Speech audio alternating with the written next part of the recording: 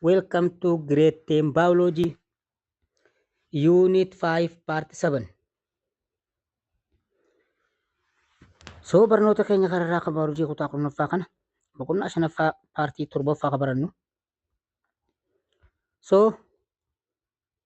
osoo gaa barnoota keenyaatiin seeniin duratti like viidiyoo gootanii akka jalqabdan jechaa akkasumas namoonni subscribe haga ammaa subscribe hin godhin subscribe gootanii gaa san booda dhumarratti gaa share godhuu hin dagatinaa jechuudhaan karaa barnoota keenyaa ogiseenna haga dhumatti akka nu wajjin turtan isin affeerra jechuudha. Okay, let us continue our today's lesson. Our today's lesson is concerning about these two circulation. Okay, pulmonary and systemic circulation. Sirna marsaa dhiigaa sombaawaa fi sirna marsaa dhiigaa systemic ta'e yookaan immoo qaamawaa ta'e kan laallu ta'uu isaati jechuudha. Okay, the human circulatory system. Look, the human circulatory systems are a double circulation system. Sirni marsaa dhiigaa ilma namaa kun double circulation jedhama. Sirna marsaa dhiigaa double yookaan immoo double circulation jedhama irra deddeebi'ama. It has two separate circuit.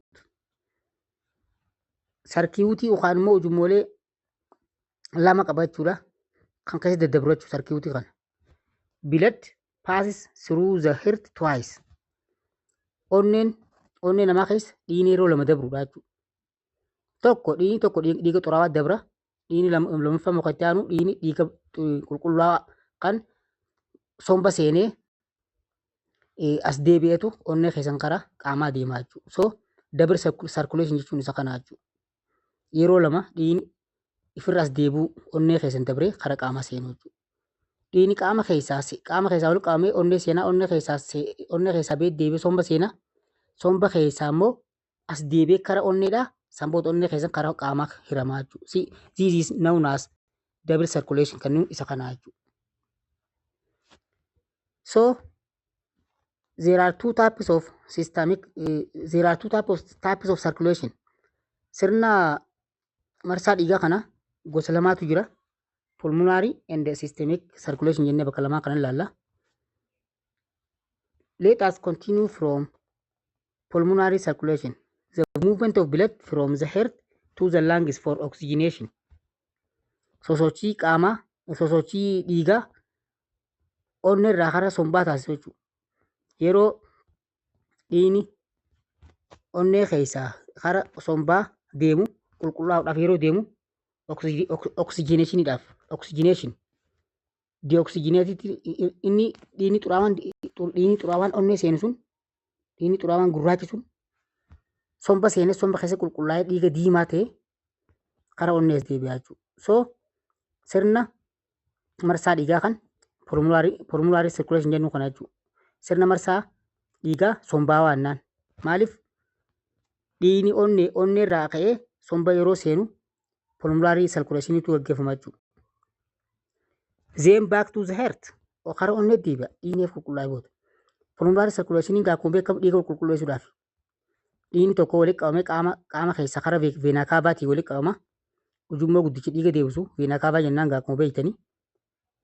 Ujummoo guddichi dhiiga deebisu jechuudha. Veenota ujummoo guddichi dhiiga deebisu kan qaamarraa dhiiga xuraawaa kana walitti qabu kana veenaa kaavaadhaan yeroo onnee seenu gola onneedhaa hunda keessa dabruudhaan san booda karaa sombaa dhaqaa jechuudha. Adeemsa dhiigni onnee keessaa karaa sombaa taasisu pulmonary circulation jennaan jechuudha. Sirna marsaa dhiigaa sombaawaa jennee yaamna jechuudha. Kun immoo dhiiga qulqulleessa. Oxygenation maal jechuudha? Oxygenated blood dhiiga oxygenaan badhaadha jechuudha. Karaa onneedhaa deebisuudhaaf. Oxygen depleted blood from the body leaves the systemic circulation when it enters the right atrium through the superior and inferior vena cava. San booda dhiigni oksijiidhaan badhaadhe kun qaamarraa jechuudha. Dhiigni oksijiina hin qabne kun jechuudha. Qaamarraa walitti qabameet karaa siistema sirkuleeshiniitiin raaxa tirmii seenaa jechuudha. Raaxa tirmii fa seenaa jechuudha. Onneedha. Raaxa tirmii onneedhaa seena. Dhiigni oksijiina hin qabne kan dioksijineetti kun immoo qaamarraa karaa siistemik sirkuleeshiniitiin yeroo guuramu ujummoo guddicha dhiiga deebisu veena kaavaa seenetti veena kaavaa keessatti immoo raaxa tirmii seenaa superior kan gubbaa yookaan kan jalaa jechuudha. Inferior kan jalaa superior yeroo jennu kan gubbaa inferior yeroo jennu immoo veena inferior jechuun yeroo jennu kan jalaati veena kaavaadha kan dubbannu veena kaavaa. So the blood is then pumped through the tricuspid valve into the right atrium. Right ventricle keessa seenaa jechuudha. Karaa kanaan tricuspid valve yookaan sadii keessa dabreet karaa ventricle mirgaa seenaa jechuudha. So from the right ventricle ammas blood is pumped. Ammas ni pumped waan immoo ni dhiibama jechuudha. Through the pulmonary valve and into the pulmonary artery. San booda pulmonary valve keessan karaa pulmonary artery seenaa jechuudha. So this pulmonary artery is the only artery that carry deoxygenated blood. All artery carry oxygenated blood except pulmonary artery. Arteroonni hundinuu dhiiga qulqulluu geejjiban garuu pulmonary artery malee. Exceptionii jiraatu arteroonni ujummoon arterii hundi dhiiga qulqulluu geejjiba yoo inni himii kun sirrii miti. Maaliif maaltu faalleessaa? Pulmonary arteriin kun faallaa isaaniiti jechuudha.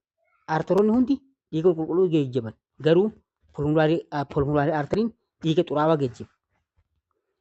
So the pulmonary artery is split into the right and left pulmonary arteries and the blood in the arteries travel to each lungs. Somba keessa seensaa jechuudha.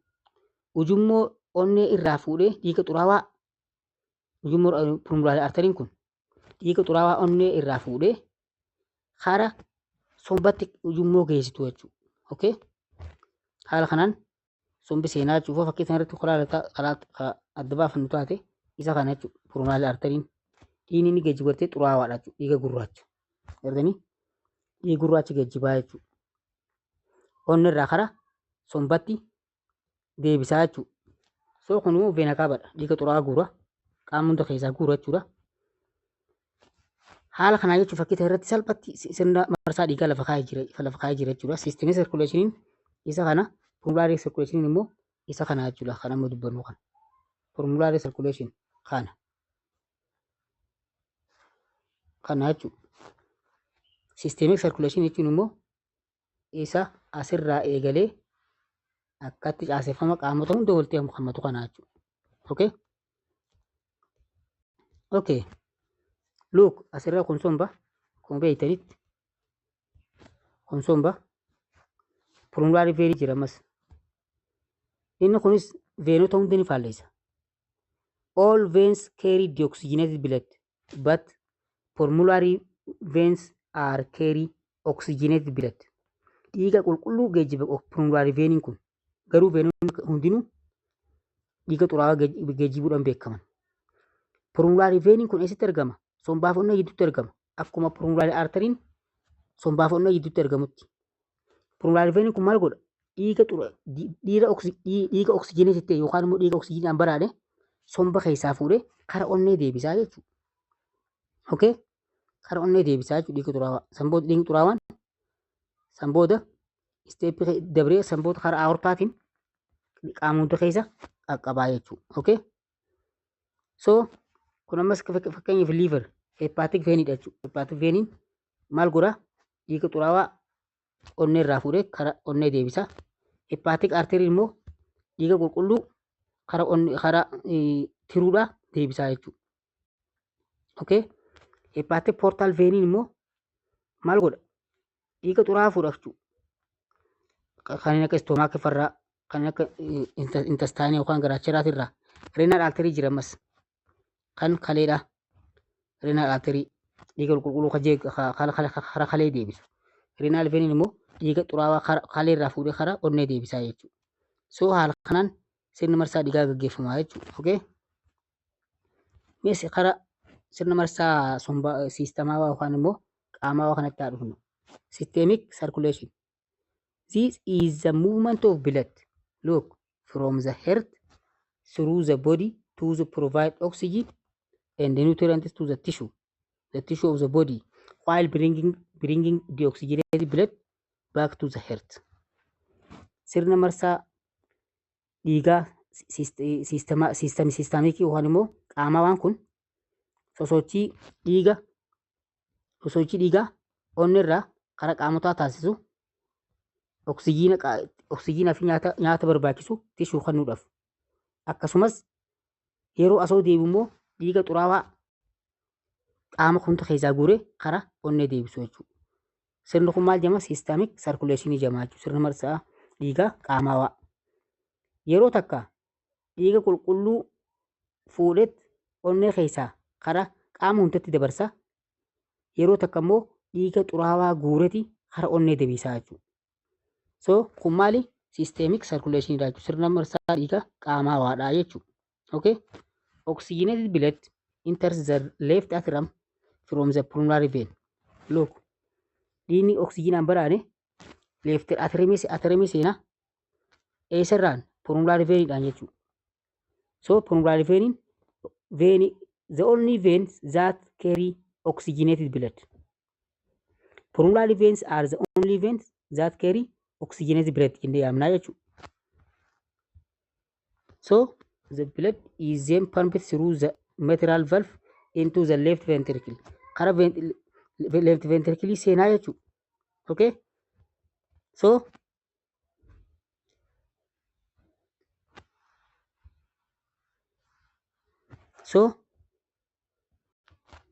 asirratti gaa from the left ventricle lammas ventricle bitaatirraa blood is pumped through the aortic valve. Huutuu aortic valve jedhamtu keessan karaa aortaadhaa deemaa jechuudha. So aortaan gaa the largest artery dha jechuudha. Arteriin aortaan ujummoo guddicha arteriiti. Ujummoo guddicha dhiiga raabsu ta'uu isaati jechuudha. So the aorta arches and branches into major arteries to upper body before passing through the diaphragm, where it is branches further in renal, suprarenal and qaama hunda jechuudha. Keessatti adda qoqqoodamaa jechuudha aortaan kun. Haga arterioositti. Arterioos yeroo jennu ujummoo xiqqicha dhiiga raabsu jechuudha.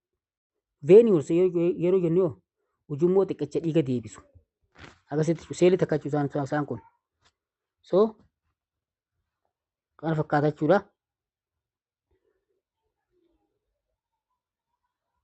So yeroo biraatti deebinaa nagaa.